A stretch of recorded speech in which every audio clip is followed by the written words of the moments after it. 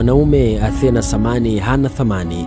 Kila siku wanazaliwa wanawake wazuri, lakini wanaume wenye pesa hawazaliwi hospitali, wanatengenezwa kwenye mishe na harakati. Wanawake wanazaliwa tayari wakiwa na thamani, wanazaliwa wakiwa wazuri. Mungu aliwaumba hivyo.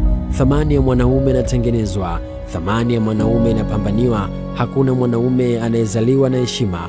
Mwanaume lazima apambane kuwa mfalme, lazima ashinde vita vyake dhidi ya hofu, dhidi ya uvivu na dhidi ya tamaa. Hii leo katika mitaa tunayoishi kuna wanawake hawana kazi wala shughuli yoyote ya maana, lakini wanaendesha magari mazuri, wanasomesha watoto wao shule nzuri, wanaishi maisha ya kifahari.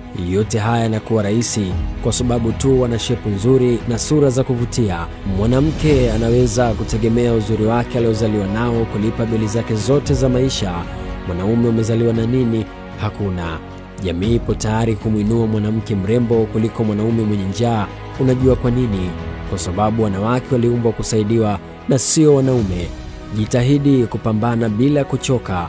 Hakuna raha kama kutengeneza pesa yako mwenyewe. Hakuna raha kama kupata pesa uliyotolea jasho. Acha kuhisi kuna siku atakuja mtu kukusaidia. Hiyo siku haitofika na utakufa ukiwa unasubiri. Ondoka kwenye huo mtego.